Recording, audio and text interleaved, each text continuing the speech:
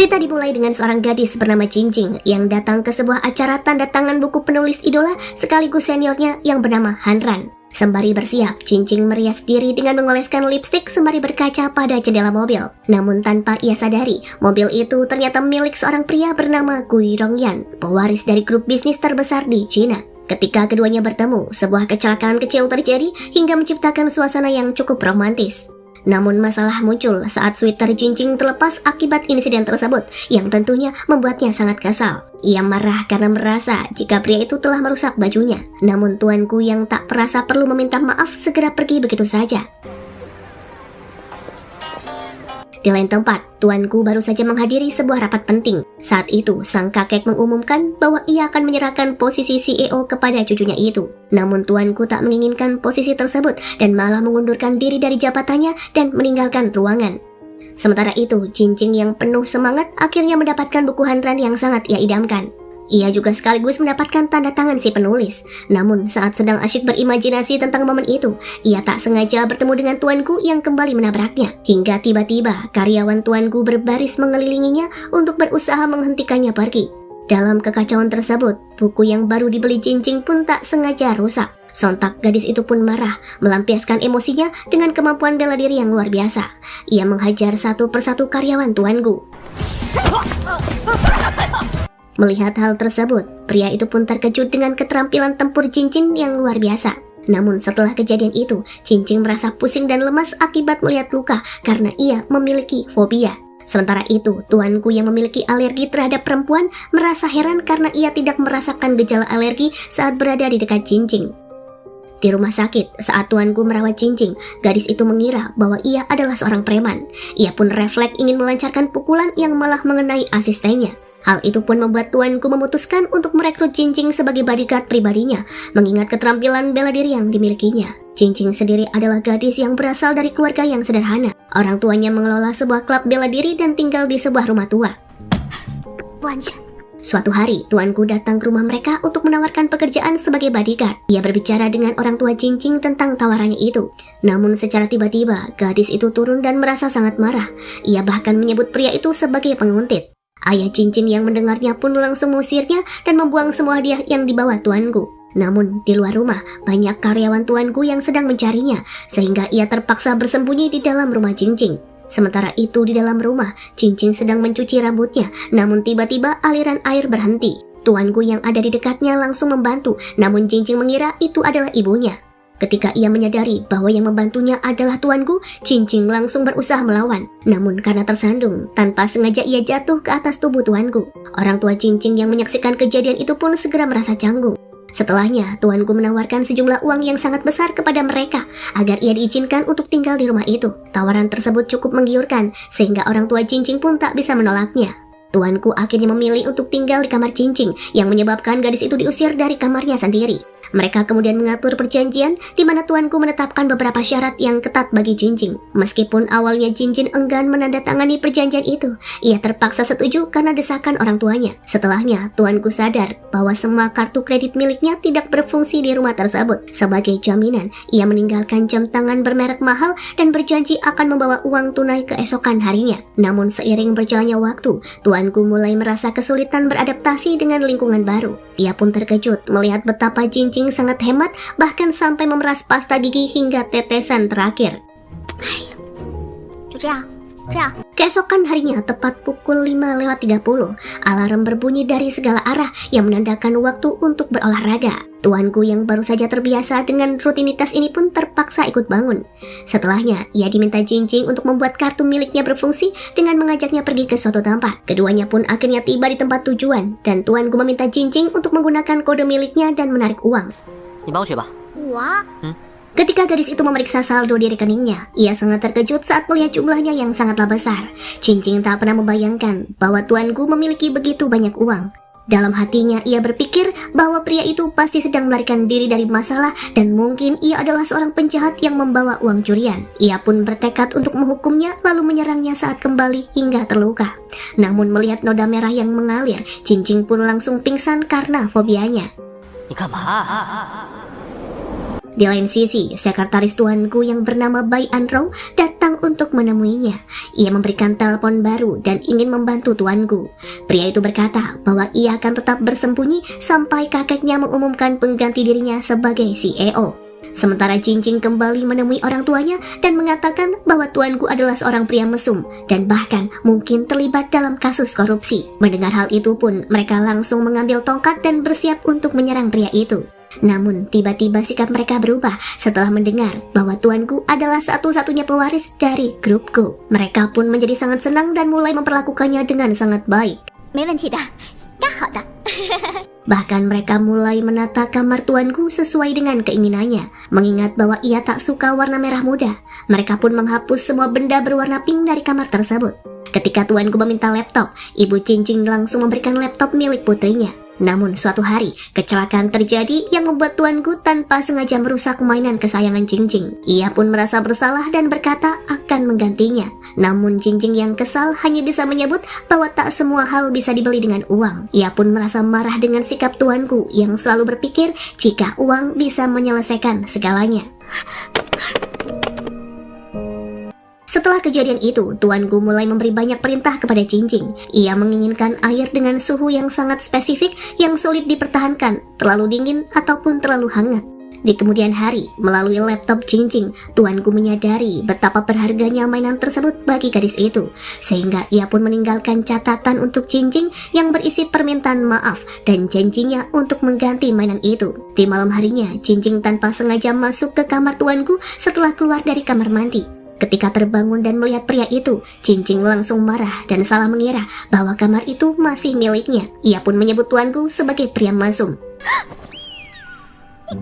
Keesokan harinya, Hanran, penulis yang menjadi idola Jinjing, datang untuk menemui gadis itu. Melihat idola sejatinya, Jinjing merasa sangat senang dan malu, sehingga wajahnya kian memerah yang juga disadari oleh tuanku.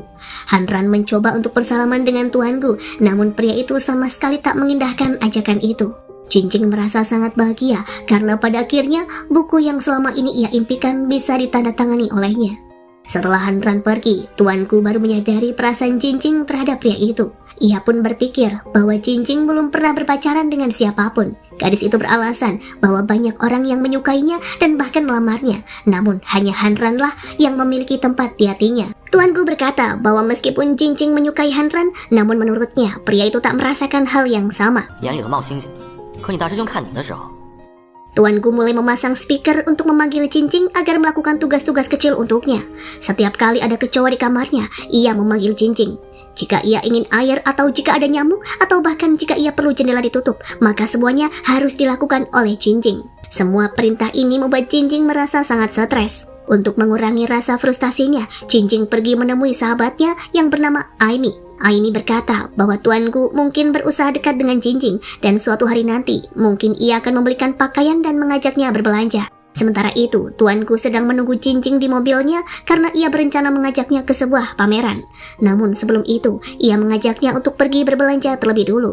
Mendengar hal tersebut, Jinjing mulai bermimpi berbelanja dengan seorang pria kaya raya.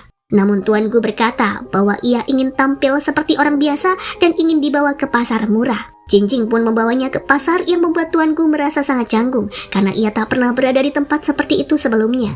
Namun ketika tuanku keluar dengan pakaian santai, ia malah terlihat semakin tampan. Seorang ibu di pasar tersebut salah mengira bahwa tuanku adalah pacar Jinjing. Dengan nada santai tuanku berkata bahwa gadis itu seharusnya merasa terhormat karena orang-orang mengira keduanya berpacaran. Setelahnya, tuanku membawa Jinjing ke sebuah mall mewah dan membelikannya pakaian mahal. Jinjing mencoba beberapa gaun, namun ia kesulitan berjalan dengan sepatu hak tinggi. Tuanku merasa Jinjing sangat menggemaskan meskipun tampak canggung. Namun Jinjing menolak menggunakan gaun tersebut karena harganya yang sangat mahal. Tuanku bersikeras agar Jinjing menggunakannya karena mereka akan menghadiri pameran bersama. Saat menuju ke pameran, Jinjing semakin kesulitan berdiri dengan hak tinggi dan akhirnya bergantung pada tangan tuanku untuk menjaga keseimbangannya. Di pameran, tuanku tampak sangat fokus pada sebuah patung, sementara Jinjing merasa tak ada yang spesial dari patung itu. Tanpa sengaja, Jinjing justru merusak patung yang sangat mahal. Mereka pun menuntut agar Jinjing mengganti kerugian atau akan menghadapi tuntutan hukum. Namun tuanku langsung menanggung pembayaran tersebut. Jinjing merasa sangat bersalah dan berjanji untuk membayar ganti rugi. Tuanku memberinya tawaran untuk bekerja sebagai pengawalnya selama 5 tahun sebagai bentuk cara untuk melunasi hutang. Jinjing pun terpaksa setuju. Tuanku merekam pernyataan itu dan memperingatkannya agar tidak melanggar janji. 开始吧。 开始吗？ Di lain sisi, Ibu Jinjing ternyata memiliki sebuah salon. Jinjing berencana untuk membawa tuanku sebagai pelanggan agar bisa mendapatkan komisi yang besar. Keesokan harinya, ia mengajak tuanku ke salon ibunya. Ibu Jinjing kemudian memperkenalkan tuanku kepada rekannya dan mengatakan bahwa tuanku adalah pacar putrinya dan merupakan seorang pewaris perusahaan. Karena tuanku memiliki alergi terhadap perawatan dari wanita lain, Jinjing memutuskan untuk melakukan perawatan sendiri. Sembari merawatnya, ia berkata bahwa tuanku memiliki kerutan dan garis halus sehingga membutuhkan perawatan wajah. Jinjing pun memutuskan untuk mengenakan tarif 10 kali lipat dari harga perawatan wajah biasa dengan alasan karena tuanku adalah orang kaya. Tuanku yang melihat daftar harga di salon mulai curiga dan menyadari bahwa Jinjing telah berbohong. Gadis itu pun berkata bahwa setiap terapis memiliki tarif yang berbeda dan ia bisa mengenakan harga sesuka hati untuk layanan yang diberikannya. Selain itu, Jinjing menegaskan bahwa tak ada orang lain yang bisa merawat tuanku selain dirinya. 你说说看。 Tuanku mulai membiarkan Jinjing melayaninya, termasuk memberinya pijatan. Ia bahkan meminta agar Jinjing memberinya makanan. Ketika kembali, Jinjing melihat idolanya, Hanran, yang sedang berada di depan rumah. Tuanku langsung tak senang melihat kehadiran pria itu. Hanran rupanya menawarkan untuk mengantarkan Jinjing dengan sepeda motornya. Namun tuanku segera memanggilnya untuk pergi mengambil kopi. Keluarga Jinjing sangat senang melihat Hanran karena ia adalah mantan murid mereka. Tak lama setelah itu, Jinjing kembali dengan kopi dan memberikannya kepada tuanku. Namun tuanku tiba-tiba berubah pikiran dan mengatakan bahwa ia tak ingin meminumnya lagi dan justru meminta Jinjing untuk meminumnya sendiri. Saat makan malam, Jinjing dan Hanran saling melayani satu sama lain yang membuat tuanku merasa kesal. Hanran juga memberikan tawaran kepada Jinjing untuk bekerja paruh waktu dengannya. Saat Hanran tengah menjelaskan tentang detail pekerjaan, tuanku memanggil dan memintanya membawakan buah dan minuman. Namun ia justru diabaikan. Sementara itu, Jinjing berpura-pura kesulitan membuka tutup botol di depan pria yang disukainya itu. Namun saat Hanran hendak membantunya, tuanku muncul dan dengan mudah membuka botol tersebut sembari mengejeknya karena telah berpura-pura. Setelah Hanran pergi, tuanku menuduh Jinjing berpura-pura untuk menarik perhatian Hanran. Ia juga mengatakan bahwa semua itu sia-sia karena Hanran tidak menyukainya. 忙完了吧？ Keesokan harinya, Jinjing sedang bersiap untuk berkencan dengan Hanran. Tuanku berkomentar bahwa ia lebih baik tanpa make up yang membuat Jinjing kesal, lalu membalas dengan menyebut bahwa tuanku juga akan lebih baik saat tidak berbicara. Pria itu pun menegaskan bahwa ia tak akan memberinya libur untuk berkencan. Hanran menyarankan agar mereka mengajak tuanku pergi bersama agar bisa membantunya lebih rileks. Saat di lokasi, Jinjing membawa couple tea untuk dirinya dan Hanran, namun tiba-tiba tuanku merebutnya.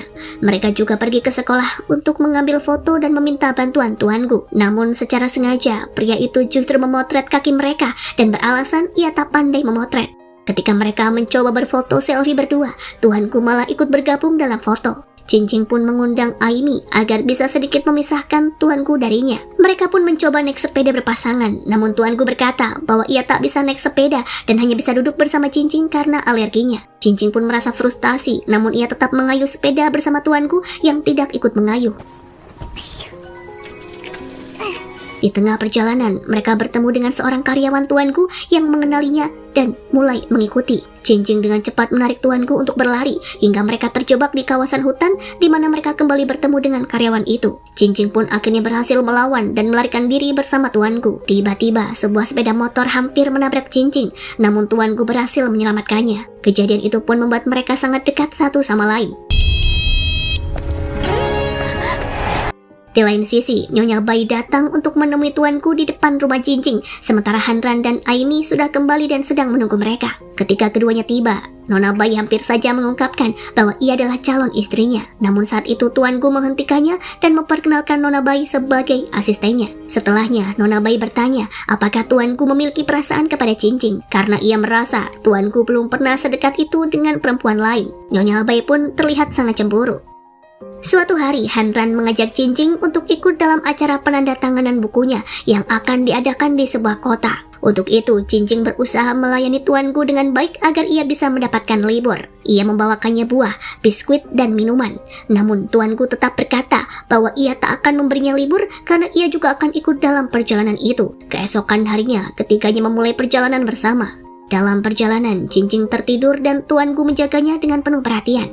Saat tiba di hotel, Hanran merasa tak nyaman dengan kehadiran tuanku. Terlebih, ia hanya menyewa satu kamar dan itu artinya tuanku terpaksa tidur di sofa. 一张床2个人怎么睡？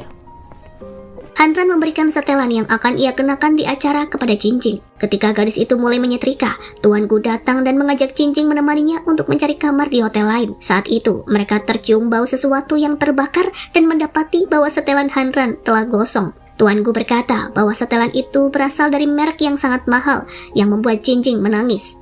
Pada akhirnya, Cincing hanya bisa menyembunyikan setelan itu di lemari.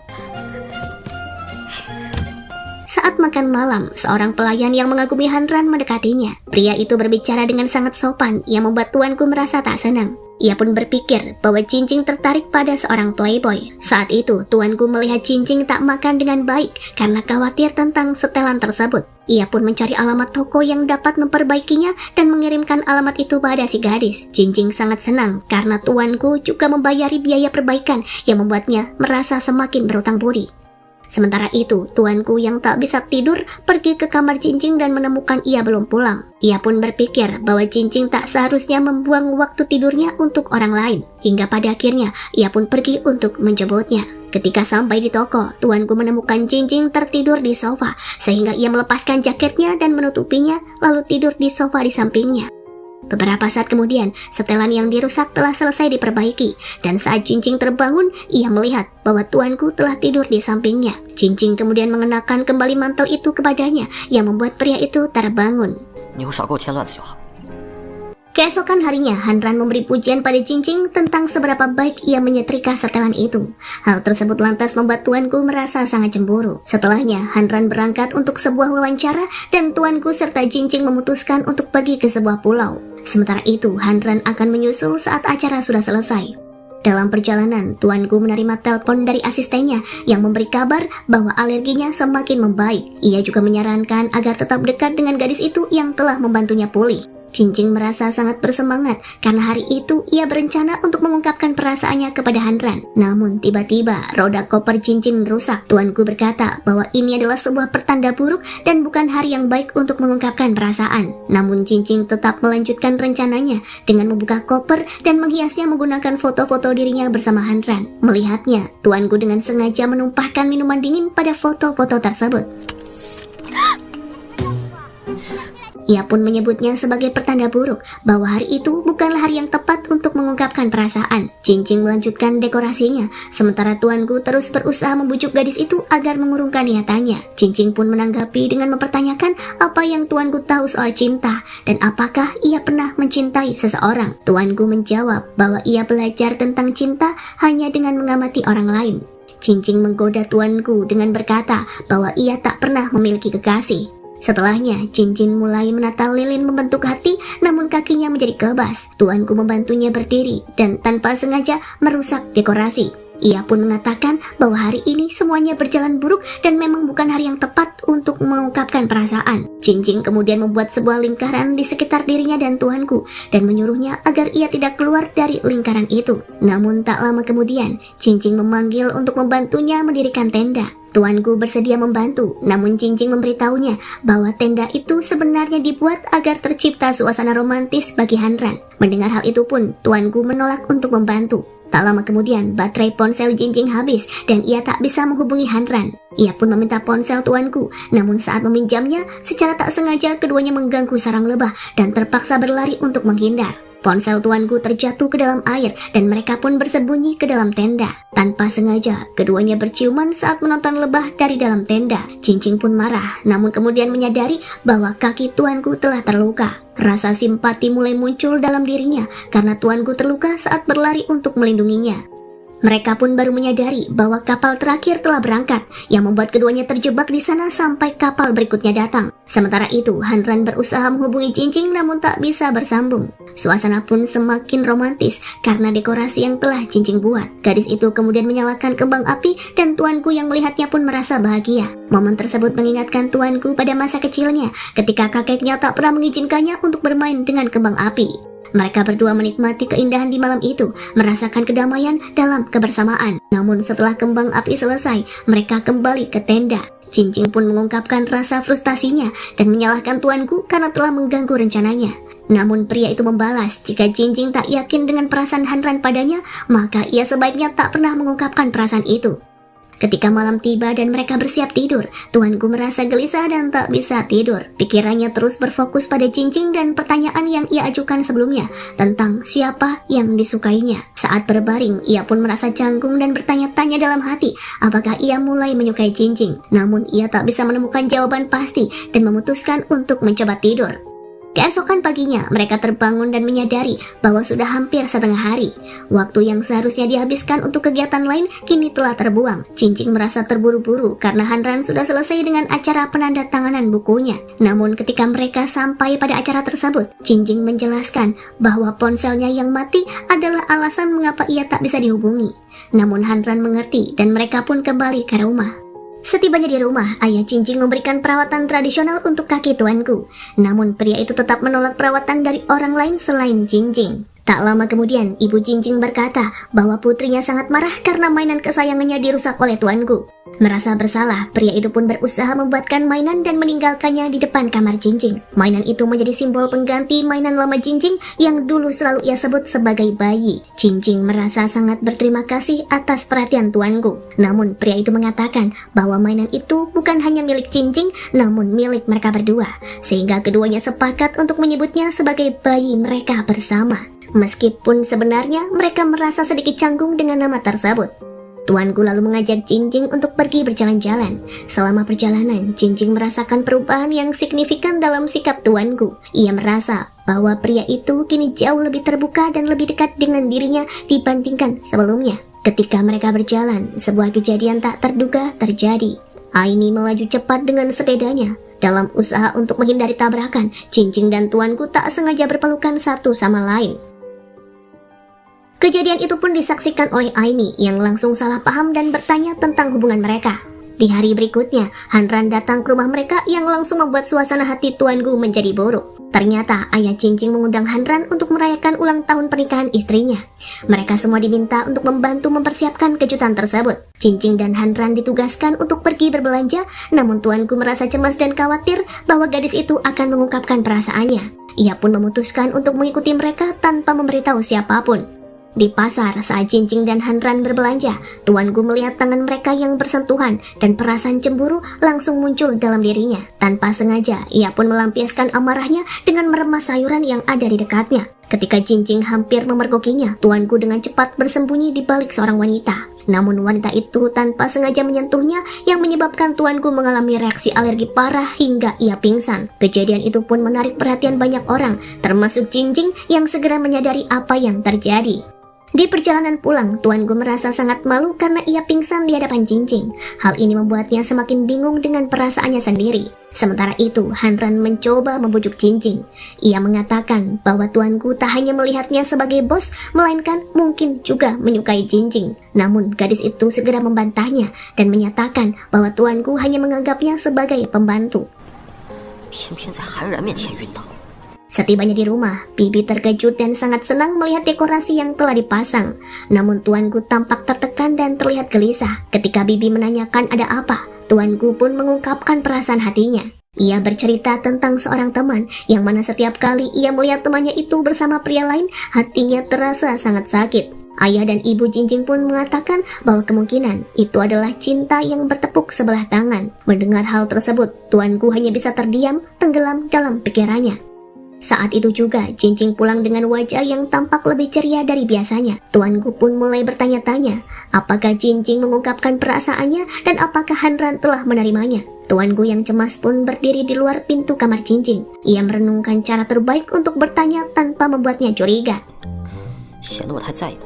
Sementara itu, Jinjing merasa sangat bahagia karena Hanran mengajaknya ke sebuah pesta di mana semua orang akan menganggap mereka sebagai pasangan. Namun Tuan Gu merasa gelisah dan akhirnya memberanikan diri untuk masuk ke dalam kamar Jinjing. Gadis itu berkata bahwa ia butuh cuti untuk pergi ke pesta bersama Hanran karena kini ia merasa yakin bahwa pria itu benar menyukainya. Tuan Gu menanggapi dengan keras dan tetap tak akan memberikan cuti sama sekali. Jinjing pun mengancam untuk mengambil cuti sakit jika Tuan Gu tidak memberinya cuti, karena ia akan tetap pergi ke pesta itu.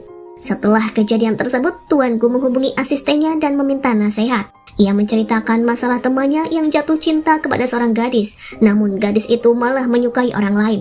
Asistennya yang bernama Siete memberikan saran bahwa orang itu harus memahami apa yang disukai oleh si gadis dan menunjukkan sisi manisnya. Tuan Gu memutuskan untuk mengikuti saran tersebut dan membawa Jinjing ke sebuah klub bela diri karena ia tahu gadis itu menyukai seni bela diri. Keduanya mulai berlatih, namun justru Jinjing yang bisa mengalahkannya dengan mudah.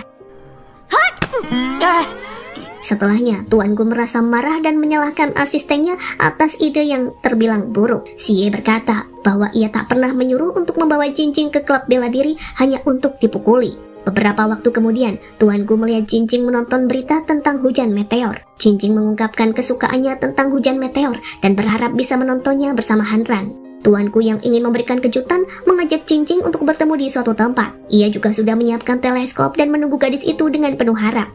Namun setelah menunggu selama 2 jam, Jinjing tak kunjung datang. Hujan pun akhirnya mulai turun dan Tuan Gu dengan marah mencari Jinjing. Gadis itu beralasan bahwa karena cuaca yang buruk, ia memutuskan untuk tidak datang. Pada saat itu, asisten Tuan Gu juga tiba dan pada akhirnya semua orang tahu bahwa Xie adalah pacar Aimi. Keempatnya pun duduk bersama untuk makan malam di mana disajikan 2 buah kue. Aimi dan Jinjing saling menukar kue mereka. Kue Aimi berisi sebuah kalung yang ia kira adalah pemberian dari pacarnya. Padahal sebenarnya kalung itu dimasukkan oleh Tuan Gu untuk Jinjing. Melihat hal tersebut, Jinjing berpikir dalam hati bahwa dirinya juga ingin diberikan kejutan serupa.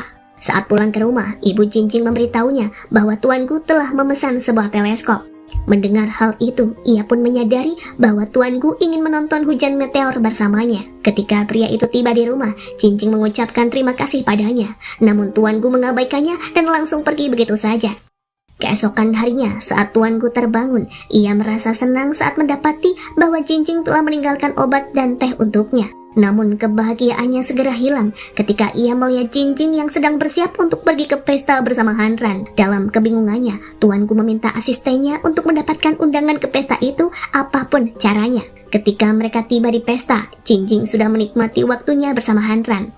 Namun setelah beberapa saat, Tuan Gu juga segera tiba bersama sekretarisnya.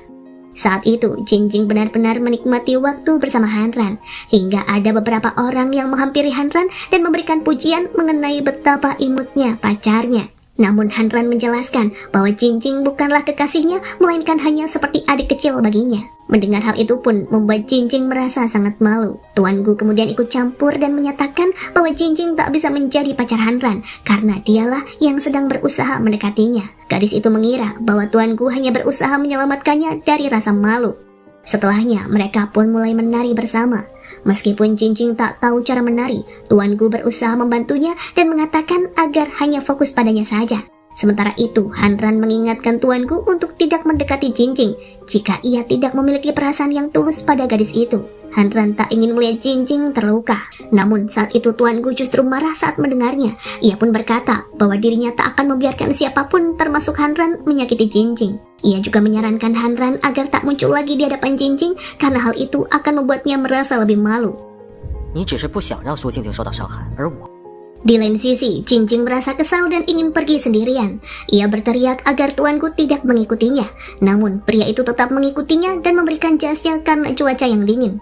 Mereka kemudian pergi ke sebuah restoran. Jinjing merasa kecewa karena Hanran tidak mengapresiasi penampilannya hingga akhirnya minum sampai mabuk. Dalam keadaan setengah sadar, Jinjing mulai menangis dan meragukan penampilannya. Namun Tuan Gu berusaha menghiburnya dengan menunjukkan sebuah foto dan berkata bahwa ia terlihat sangat cantik. Selain itu, Tuan Gu membawanya keluar dari restoran. Namun karena sepatu hak tinggi yang dipakainya membuatnya sulit berjalan, Tuan Gu melepas sepatu itu lalu menggendongnya. Jingjing yang merasa ingin tinggal di taman akhirnya ditinggalkan oleh tuanku, sementara ia mencari sandal untuknya. Mereka berdua akhirnya menghabiskan waktu bersama di sebuah taman, namun Jingjing mulai menangis lagi. Ketika tuanku mencoba mengerti perasaannya, gadis itu pun merasa bingung dan menangis, serta bertanya mengapa ia berteriak kepadanya. Setelah kejadian itu, tuanku kesulitan mengantar Jingjing pulang karena gadis itu terus mengetuk pintu setiap rumah yang menyebabkan para tetangga berkumpul. Ketika akhirnya sampai di rumah, ibunya merawatnya sementara tuanku menunggu di luar kamar. Tak lama kemudian, suara-suara mulai terdengar dari dalam kamar Jingjing. Tuanku masuk dan melihat banyak kotak misteri di kamar Jingjing yang rusak, yang membuatnya semakin bersedih. Pria itu pun menelpon asistennya dan meminta untuk dibawakan banyak kotak misteri di keesokan harinya. Saat tuanku kembali, Jingjing sudah tak ada di rumahnya. Keesokan paginya, Jingjing terbangun dan mendapati dirinya sedang bersembunyi tidur di dalam lemari. Ia tak ingat bagaimana bisa berada di sana, namun menyadari bahwa ia berada di kamar tuanku. Ketika turun ke bawah, sang ibu memarahinya dan bertanya apa yang ia lakukan kemarin karena ada noda lipstik di baju tuanku. Ia mencoba mengingatkan Jingjing tentang kejadian semalam, namun gadis itu tak ingat apa-apa. Tuanku berkata bahwa Jingjing pasti ingat kejadian di pesta semalam, di mana ia dengan jujur berkata bahwa dirinya sangat menyukai Jingjing. Tuanku juga bertanya apakah Jingjing ingat apa yang mereka lakukan bersama. 你别再装了，你明明就知道。 Dalam kilas balik, terlihat bahwa saat tuanku mencari Jingjing dan menemukannya bersembunyi di dalam lemari, Jingjing berkata bahwa ia adalah hadiah dari kotak misteri untuk tuanku. Pria itu pun bertanya apakah Jingjing mengetahui siapakah dirinya. Dan Jingjing menjawab bahwa ia tahu dan mulai mencium tuanku. Hingga pada akhirnya, kejadian itu pun menyebabkan noda di bajunya. Setelahnya, Jingjing pun tertidur di tempat itu. Mendengar semua yang terjadi, Jingjing merasa canggung dan segera berlari pergi. Tuanku pun mulai memeriksa noda di bajunya.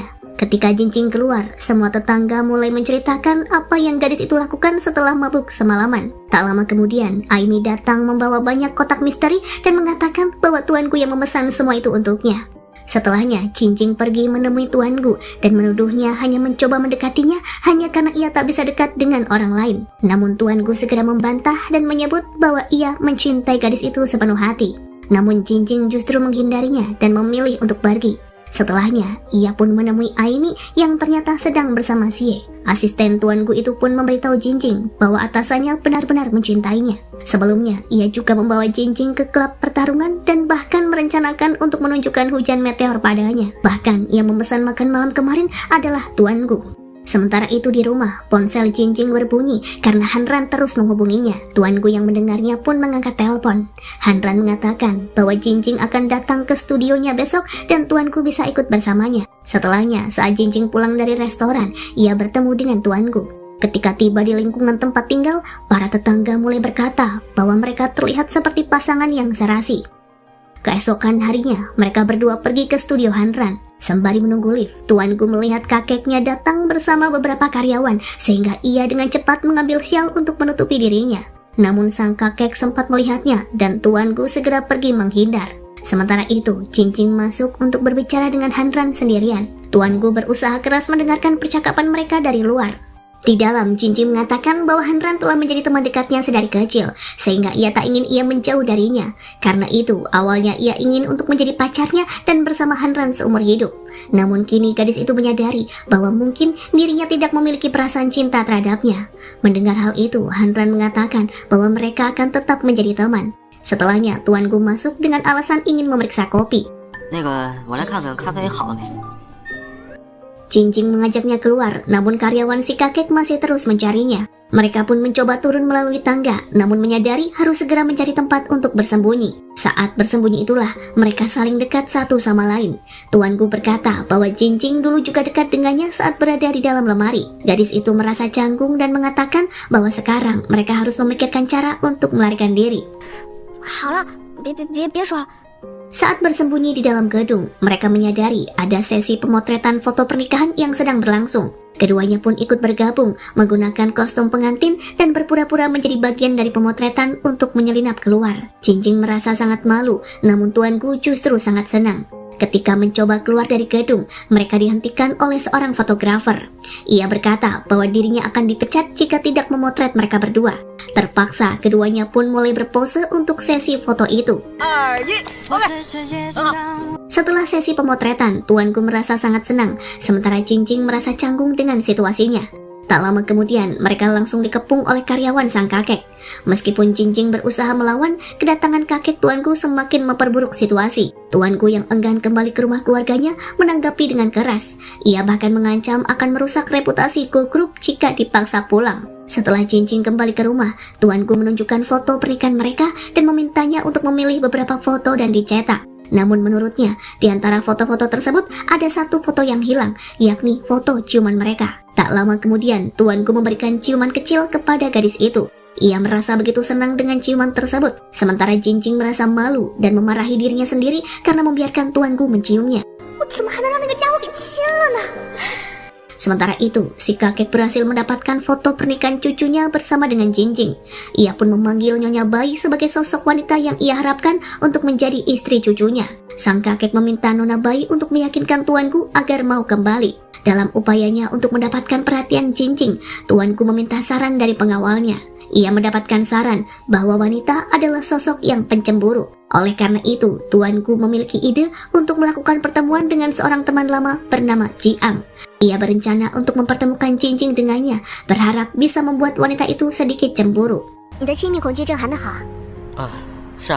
Selama pertemuan, meskipun tuanku berpura-pura terkesan dengan Jiang, Cincing sama sekali tak menunjukkan rasa cemburu yang membuat pria itu merasa frustasi. Jiang kemudian menyajikan makanan siang hanya untuk dirinya dan tuanku, sementara Cincing hanya bisa terdiam. Tuanku akhirnya merasa kasihan pada gadis itu dan memberinya sisa makanan. Saat perjalanan pulang, Cincing tahu betul bahwa tak ada wanita lain yang bisa mendekati tuanku selain dirinya. Terlebih, Cincing juga tahu tentang alergi yang diderita pria itu. Mendengar hal tersebut, tuanku hanya bisa memarahi asistennya dan berkata bahwa rencananya tak akan berguna. Selanjutnya, tuanku memutuskan untuk berpura-pura sakit agar dapat memancing perhatian Cincing. Ia mencoba mandi air dingin agar merasakan sakit, berharap gadis itu akan khawatir. Namun Cincing segera menyadari bahwa tuanku dengan sengaja mandi air dingin. Ia pun bertanya mengapa Cincing peduli padanya, namun Cincing malah merasa jijik dan pergi. Di malam itu, tuanku tidur tanpa selimut, berharap ia sakit, namun dirinya baik-baik saja. Asistennya lalu mencoba membantu dengan bantalan pemanas agar terlihat seperti demam. Ketika Cincing melihat tuanku yang terlihat sakit, ia pun merasa sedikit khawatir. Saat tuanku meminta nasi goreng, gadis itu pun membuatkannya, meskipun ia tahu dirinya tak pandai memasak. Cincing juga menyadari bahwa rasa masakannya sangatlah buruk, namun tuanku tetap memakannya dengan lahap. Ketika gadis itu membawa obat, ia tanpa sengaja menemukan bukti bahwa tuanku membeli bantalan pemanas untuk pura-pura sakit. Tiba-tiba, tuanku benar-benar jatuh sakit. Cincing pun marah karena ia merasa ditipu dan mulai bertengkar dengannya. Dalam perkelahian itu, sebuah video yang berisi percakapan tentang utang Cincing tak sengaja terkirim pada ibunya. Sang ibu pun sangat marah karena merasa jika tuanku hanya mempermainkan anaknya demi hutang tersebut. Bahkan ayah Cincing pun ikut marah dan akhirnya memicu pertengkaran. Untuk menyelesaikan masalah tersebut, Cincing berkata bahwa ia akan bekerja untuk tuanku selama 5 tahun demi melunasi hutang itu. Namun tuanku memberitahu ayah Cincing bahwa ia benar-benar menyukai putrinya. Cincing terlihat membawa makanan untuk tuanku yang sedang sakit parah. Meskipun pria itu meminta untuk dibawa ke rumah sakit, Cincing tak percaya dan pergi begitu saja. Di tengah malam, asisten tuanku dan Aimi datang ke rumah Cincing. Mereka memberitahu bahwa tuanku benar-benar sakit dan membutuhkan perawatan medis. Merasa bersalah, Cincing segera membawanya ke rumah sakit. Ia menyadari bahwa jika saja dirinya lebih cepat percaya, maka kondisi tuanku mungkin tak akan separah ini. Namun tuanku merasa bahagia saat mendengar perhatian Cincing, dan perlahan gadis itu mulai merasa simpati terhadapnya. Cincing mulai melihat sisi lain dari tuanku dan merasa lebih nyaman jika berada di sekitarnya. Ketika mereka kembali ke rumah, Cincing memilih untuk tinggal dan merawatnya. Ia bahkan dengan penuh perhatian ikut tertidur di samping tuanku.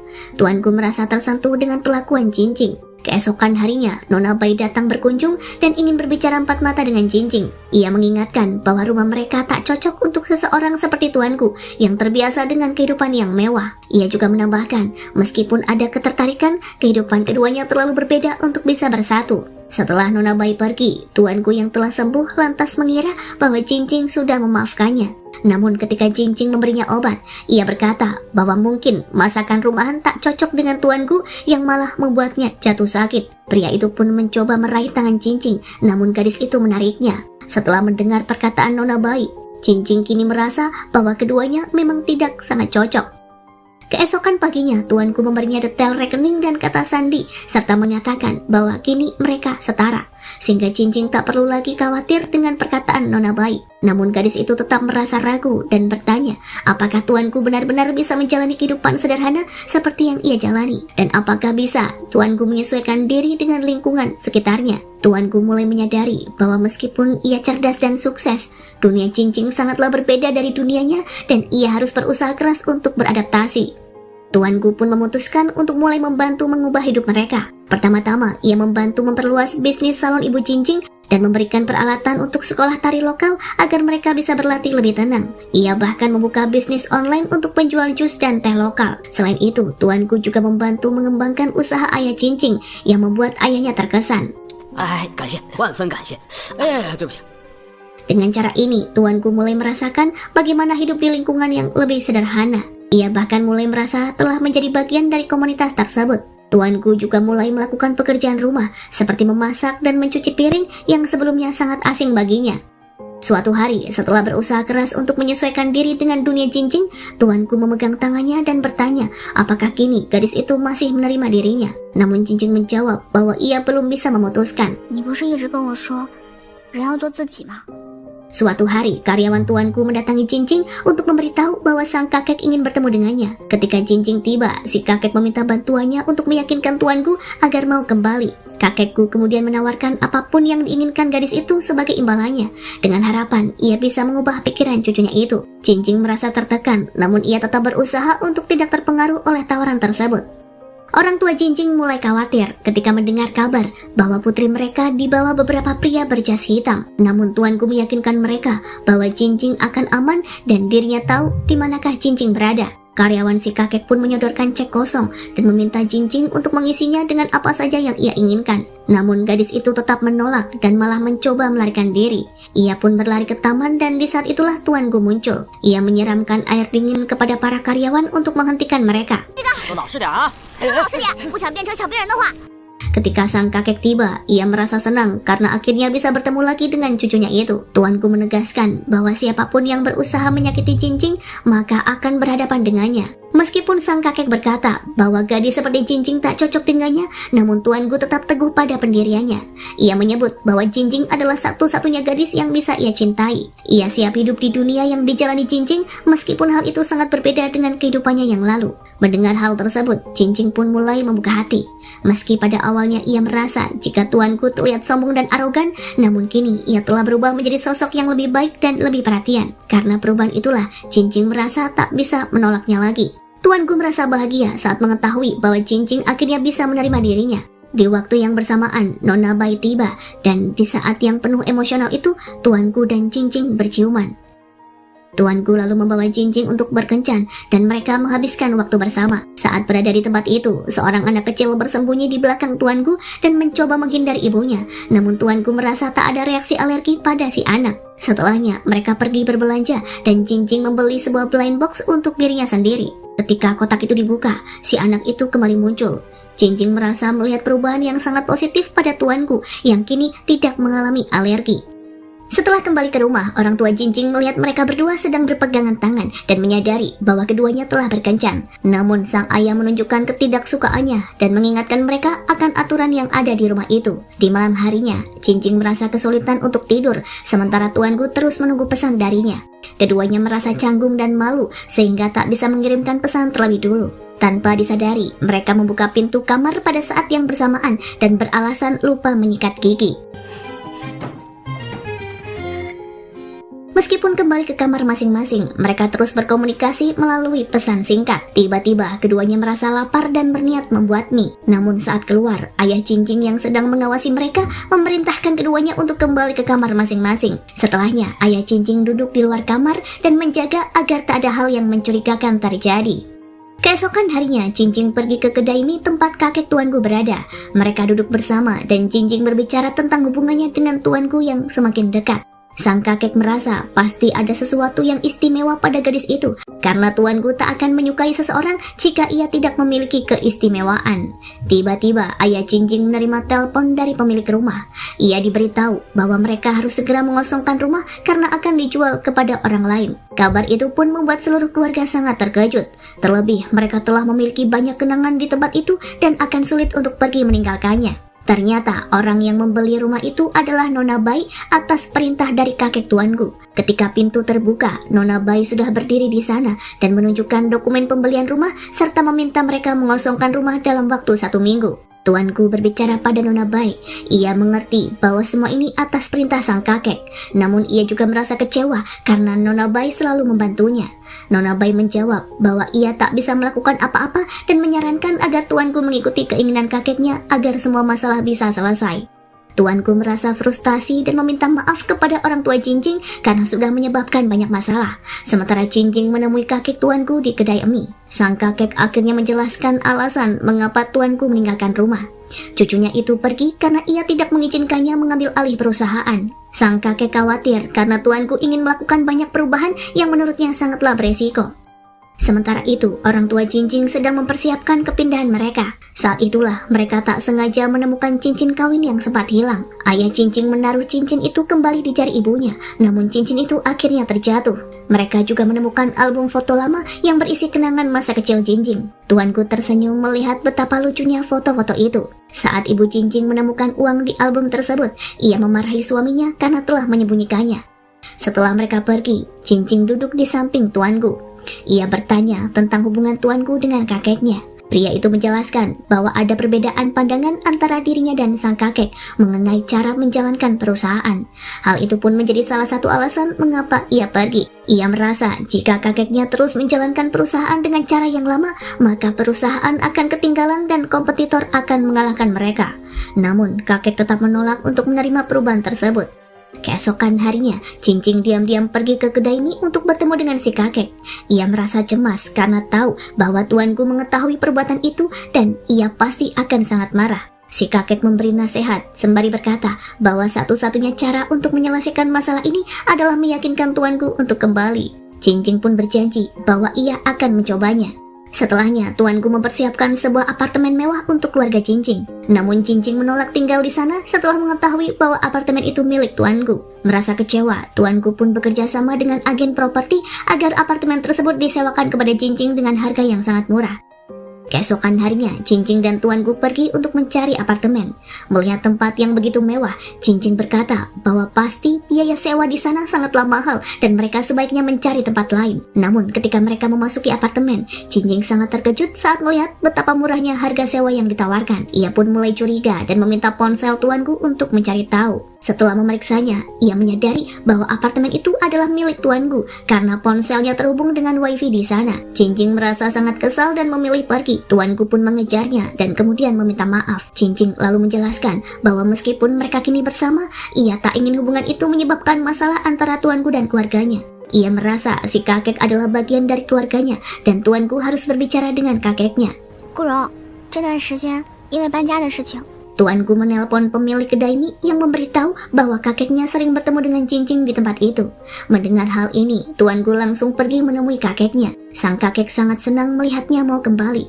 Tuanku berkata bahwa karena sekarang dirinya telah kembali, maka ia ingin sang kakek menyetujui semua syaratnya.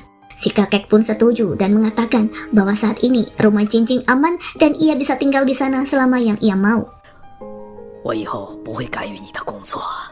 Sementara itu, orang tua Cincing memarahi putrinya. Setelah mengetahui, ia diam-diam bertemu dengan kakek tuanku. Tak lama kemudian, tuanku datang dan merasa senang saat melihat mereka bisa kembali tinggal di rumah itu. Ia pun menarik Cincing dan berkata bahwa sekarang ia harus menjadi bodyguardnya seumur hidup. Setelah bergabung kembali dengan perusahaan, tuanku memerintahkan agar Jingjing ikut dengannya ke kantor. Jingjing merasa sangat senang karena kini ia akan menjadi bodyguard seorang CEO. Ia pun mulai berlatih dengan mobil sport dan mempersiapkan diri untuk menghadapi setiap tantangan yang ada. Ia juga bertekad untuk menjadi seorang bodyguard yang tangguh. Pagi itu, hari pertama di kantor, Jingjing datang sedikit terlambat. Penampilannya mencuri perhatian karena dengan penuh percaya diri, ia menggunakan pakaian yang sangat mencolok. Dengan sepatu hak tinggi yang membuatnya terlihat gagah, ia hampir terjatuh. Namun ia segera menyeimbangkan tubuhnya dengan gerakan yang begitu lincah dan terampil. Setibanya di kantor, beberapa pegawai sudah menunggu dengan buket bunga untuk menyambut kedatangan tuanku. Buket itu nyaris terjatuh, namun Jingjing dengan sigap menangkapnya. Gerakannya begitu halus dan anggun yang membuat semua orang terkesan. Setelahnya, Jingjing duduk di meja kerjanya dan mulai menggambar. Ia pun merasa bosan karena tak ada yang memberinya pekerjaan.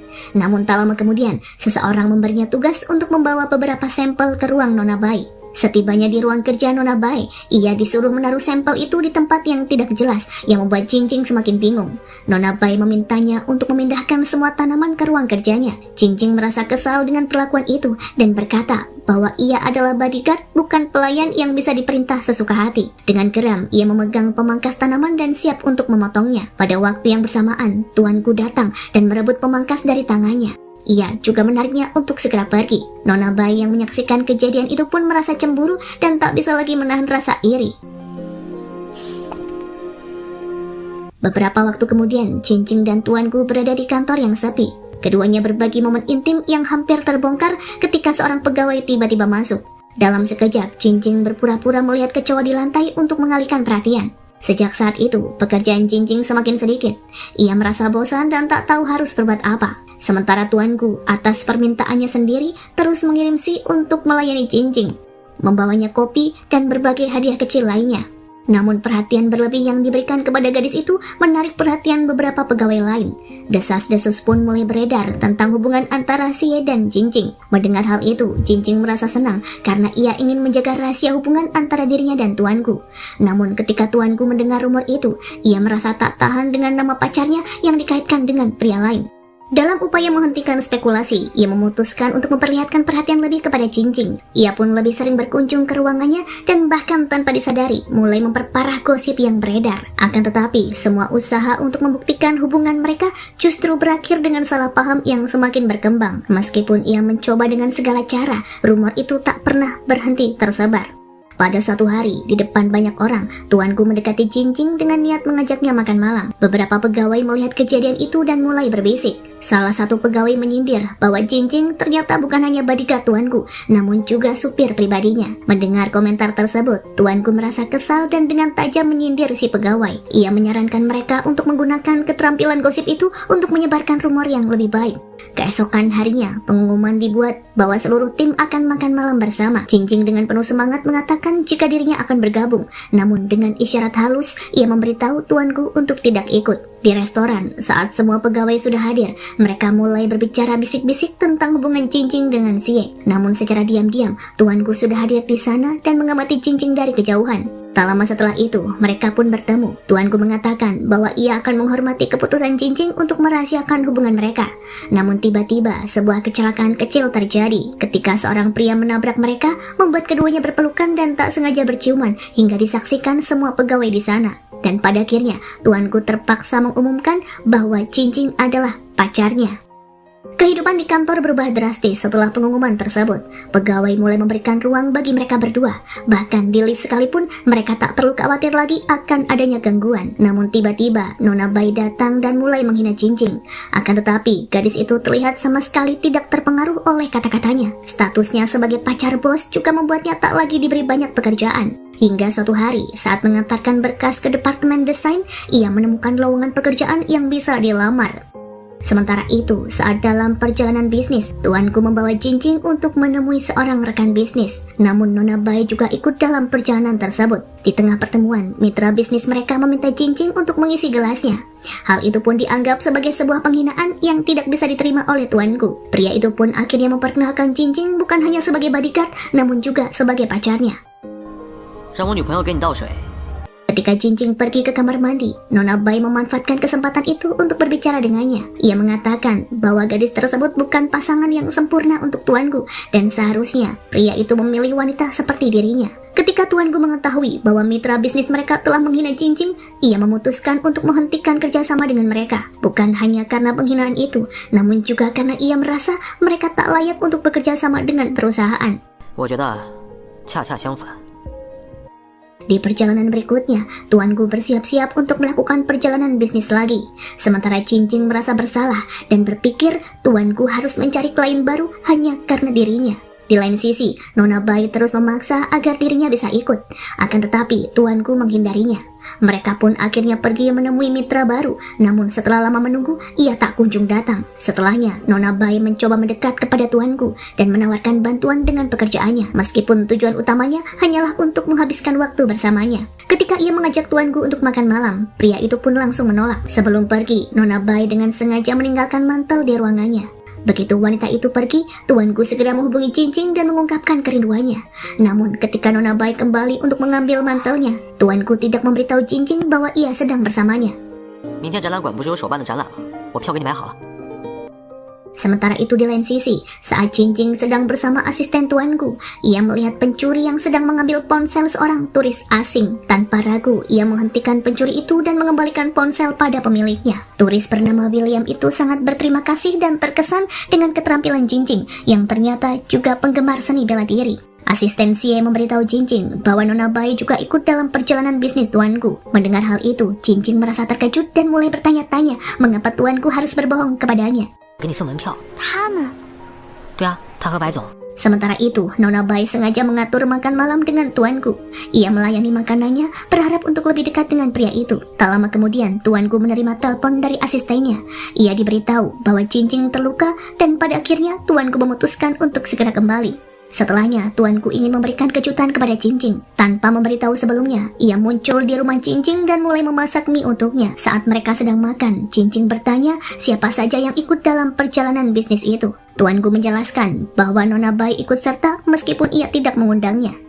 Beberapa hari kemudian, tuanku memberitahukan Jinjing bahwa seseorang pria asing akan datang ke perusahaan dan akan menjadi mitra bisnis mereka. Saat di kantor, suasana menjadi sangat tegang. Semua pegawai berusaha sebaik mungkin untuk memberi kesan yang baik bagi si pria asing. Ternyata, pria itu adalah William yang sangat terkejut saat melihat Jinjing juga ada di sana. Setelah semua orang selesai mempresentasikan proposal bisnis, William bertanya kepada Jinjing tentang keistimewaan bisnis mereka yang membuatnya harus berinvestasi. Gadis itu dengan percaya diri menjelaskan semuanya dengan baik dan William pun terkesan serta setuju untuk bekerja sama. Namun tuanku tak ragu mengingatkan William bahwa Jinjing bukan hanya bodyguard namun juga pacarnya. 不过咱们的合作礼堂不包括我的女朋友。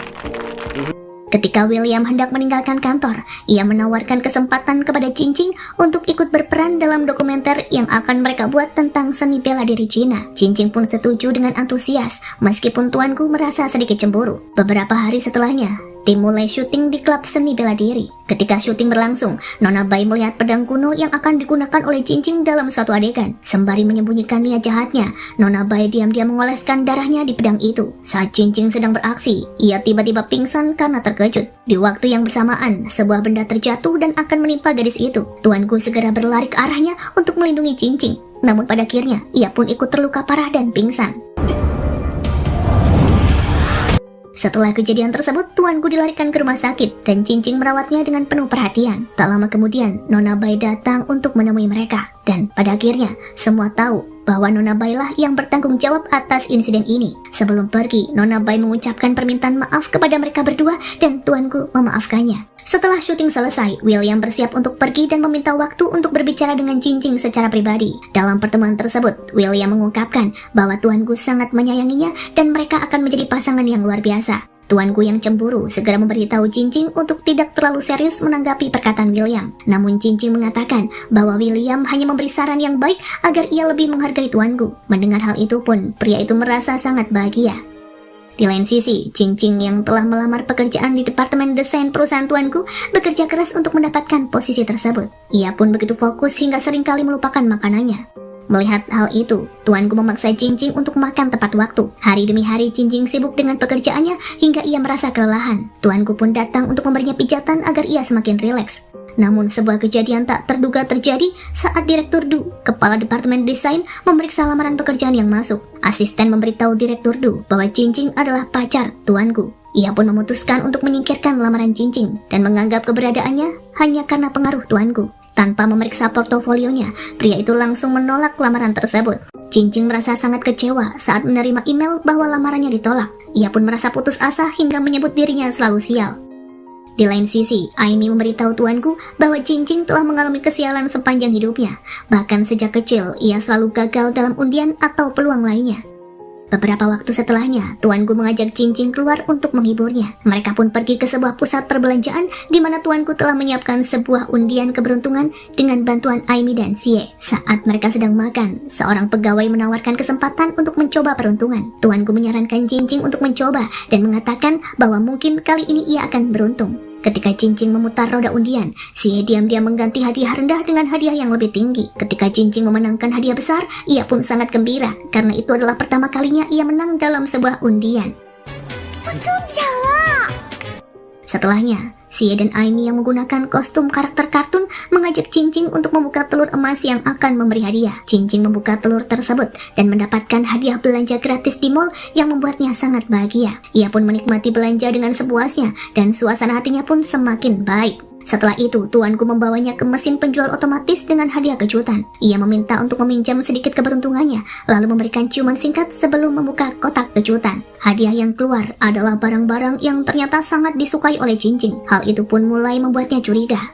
Pada akhirnya, gadis itu pun menyadari bahwa Tuan Gu sebenarnya sedang berusaha untuk menghilangkan rasa sialnya. Dalam suasana hati yang sudah lebih baik, Cincing memberikan ciuman kepada pria itu. Di malam harinya, Tuan Gu menemui Direktur Du di sebuah bar dan memintanya untuk meninjau kembali karya Cincing. Ketika Direktur akhirnya memeriksa karya-karya gadis itu, ia pun sangat terkesan dan langsung memberinya kesempatan untuk bekerja di Departemen Desain. Ketika Cincing menerima pemberitahuan bahwa lamarannya diterima, ia pun merasa sangat bahagia. Tuan Gu mengatakan bahwa dirinya tidak melakukan apa-apa dan semua itu berkat kemampuannya sendiri tanpa campur tangan Tuan Gu. Keesokan harinya, saat Cincing hendak memasuki kantor, secara tak sengaja Direktur Du menabraknya, hingga menyebabkan kopi tumpah di gaunnya. Cincing pun marah dan membalasnya dengan menumpahkan kopi di baju sang direktur. Namun tak lama kemudian, ia menyadari bahwa pria itu adalah bosnya di Departemen Desain. Tuan Gu yang melihat kejadian itu pun segera membawanya pergi. Ia meminjamkan jas miliknya yang cukup besar untuk menutupi noda di gaunnya. Saat di kantor, Direktur Du masih meragukan kemampuan Cincing. Ia diberikan tugas ringan sebagai asisten, sementara rekan-rekan lainnya mendapat pekerjaan yang lebih menantang. Cincing pun merasa kecewa karena hal tersebut, hingga suatu ketika, saat berada di ruang penyimpanan, ia tak sengaja menabrak Direktur Du yang sedang berada di sana. Tak hanya itu, mereka berdua juga terjebak di ruangan tersebut karena ada yang tak sengaja mengunci pintu dari luar. Meskipun sudah berteriak, namun tak ada yang mendengar mereka. Sementara itu, Tuan Gu sedang mempersiapkan kejutan dengan hidangan favorit Cincing. Dalam ruang penyimpanan, Direktur Du memperhatikan desain dinding yang sulit dipahaminya. Cincing lalu menggunakan pistol air untuk menyemprotkan warna dan menunjukkan ide-idenya. Selama terjebak di sana, mereka berdua menikmati proses menciptakan desain bersama. Sementara itu, Tuan Gu berusaha menghubungi Cincing, namun ia tak mengangkat telepon karena ponselnya ketinggalan di meja. Tak lama kemudian, Direktur memanjat tangga untuk melukis, namun ia kehilangan keseimbangan dan akhirnya terjatuh. Kecelakaan itu pun membuatnya terluka parah hingga tangan yang patah. Beruntungnya, tak lama kemudian ada seseorang yang datang untuk menyelamatkan keduanya. Saat itu juga, Direktur Du dibawa ke rumah sakit untuk mendapatkan perawatan. Saat Tuan Gu tiba di rumah sakit, ia pun marah saat mendapati Cincing bersama pria lain. Namun setelah melihat tangan Direktur yang terluka, amarahnya pun mereda. Setelah kejadian itu, Tuan Gu membawa Cincing pulang.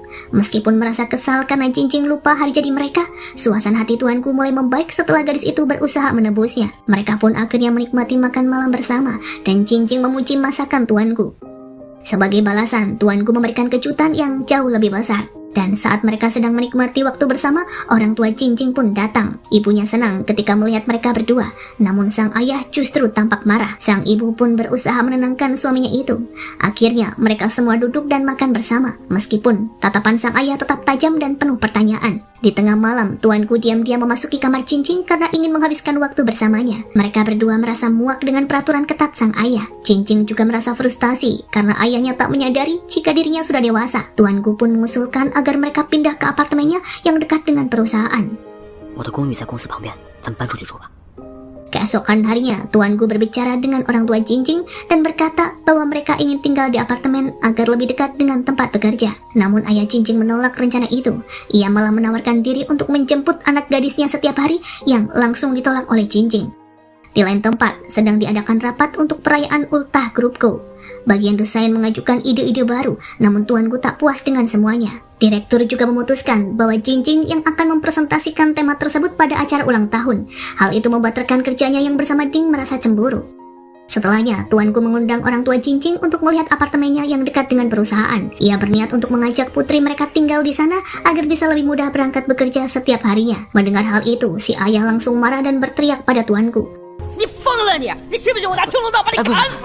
Namun sang ibu berusaha menenangkan sang ayah dan mereka berdua pun akhirnya pergi. Tuanku berusaha memenangkan hati orang tua Jinjing dengan mengundang mereka ke makan malam spesial. Saat dalam perjalanan, ayah Jinjing merasa khawatir jika tuanku akan menggunakan alkohol untuk mendapatkan persetujuannya. Namun ketika mereka tiba, tuanku tak ikut makan karena sedang menunggu Jinjing yang masih bekerja lembur. Pada akhirnya, Jinjing mulai memindahkan barang-barangnya ke apartemen tuanku setelah akhirnya mendapatkan persetujuan dari sang ayah. Tuanku berkata bahwa ia bisa mengatur apartemen tersebut sesuka hati. Ia menginginkan setiap sudut apartemen itu dipenuhi oleh kehadiran Jinjing. Keesokan harinya, Jinjing berusaha keras untuk menggarap tema ultah Go Group. Ia juga mendapat apresiasi dari direktur yang membuat rekan-rekannya semakin cemburu. Jinjing berhasil membuat poster baru untuk tema ultah tersebut, namun tiba-tiba poster itu hilang. Ia pun pergi ke kantor direktur Du untuk mengambilnya, karena Ding berkata bahwa poster itu ada di sana. Jinjing kemudian menyiapkan latar belakang dengan poster tersebut untuk acara ulang tahunnya. Saat bekerja lembur, Jinjing tak sengaja ketiduran di kantor tuanku. Pagi harinya, semua karyawan datang dan melihat mereka berdua berdekatan yang menyebabkan salah paham. Tak lama kemudian, mereka mengetahui bahwa perusahaan pesaing menggunakan poster serupa untuk ulang tahun mereka. Seorang di tim pasti telah membocorkan desain tersebut. Tuanku akhirnya memerintahkan untuk segera beralih ke rencana selanjutnya. Di rapat Dewan Direksi, mereka memeriksa rekaman CCTV yang menunjukkan jika Jinjing berada di kantor Direktur Du di malam itu. Semua orang mulai menyalahkan Jinjing, namun tuanku membelanya. Ia mengatakan bahwa mereka tak bisa menyalahkannya hanya berdasarkan rekaman tersebut. Direktur Du juga membela Jinjing. Mereka berencana untuk mengungkap pelaku yang sebenarnya.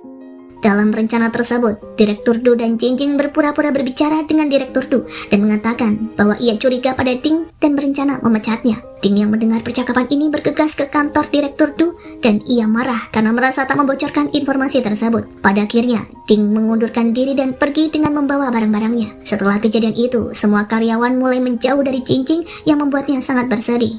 Direktur Du mendekati Jinjing dan mengajaknya untuk minum bersama guna menghiburnya. Mereka berdua pergi untuk menikmati minuman dingin, sementara direktur mulai menceritakan kisah hidupnya tentang bagaimana ia berhasil bangkit dari kemiskinan dan menjadi orang kaya. Sementara itu, tuanku terus mencoba menghubungi Jinjing, namun ponselnya tiba-tiba mati. Setelah beberapa waktu, Jinjing kembali ke rumahnya. Tuanku merasa cemas dan bertanya kemanakah ia pergi. Jinjing mengungkapkan bahwa ia pergi minum bersama Direktur Du. Mendengar hal itu pun, perasaan cemburu langsung muncul dalam diri tuanku. Jinjing kemudian menceritakan bahwa rekan-rekannya di kantor mulai menjauh darinya dan hanya Direktur Du yang tetap mendukungnya. Mendengar cerita itu pun, tuanku merasa tergerak dan memeluknya. 怎么会这样？ Keesokan harinya saat di kantor, tuanku mengumumkan bahwa desainer yang sebelumnya menggugat Go Group tidak jadi melanjutkan tuntutannya dan mereka harus membuat desain baru. Semua desainer pun diminta untuk bekerja lembur. Di lain sisi, Hanran bertemu dengan Direktur Du yang sedang mabuk. Direktur Du mengungkapkan rasa cemburunya terhadap tuanku dan berniat untuk bersaing merebut Jinjing. Hanran yang mendengar hal itu pun memberitahukannya pada tuanku. Pria itu tak bisa membiarkan seseorang merebut Jinjing darinya dan berniat untuk menyingkirkannya. Tuan Du yang semakin gelisah dengan kecemburuannya mulai bertindak yang mencurigakan. Ia bahkan merekam percakapan tuanku dan membocorkannya ke media. Pada hari perayaan, banyak wartawan berkumpul dan mengajukan pertanyaan mengenai kemungkinan gugatan terhadap Go Group. Namun tiba-tiba, desainer yang dimaksud datang dan mengklarifikasi bahwa ia telah bekerja sama dengan Jinjing untuk menciptakan desain baru dan tidak berniat menggugat Go Group. Bahkan ia juga tengah menjalin kerjasama dengan perusahaan itu.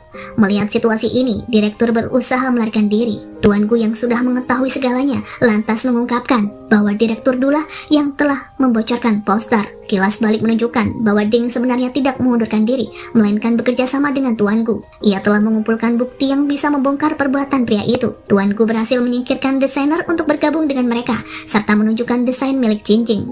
Setelah rencana jahat Direktur Du terbongkar, ia akhirnya mengakui bahwa perbuatannya didorong oleh rasa cemburu. Meskipun bekerja keras, ia merasa tak pernah bisa mencapai posisi tuanku di grupku. Selain itu, ia mulai menyukai Jingjing, dan ketika tawaran dari perusahaan lain datang dengan insentif, ia tak bisa menolaknya. Setelah mengungkapkan semuanya, Direktur Gu meninggalkan kantor.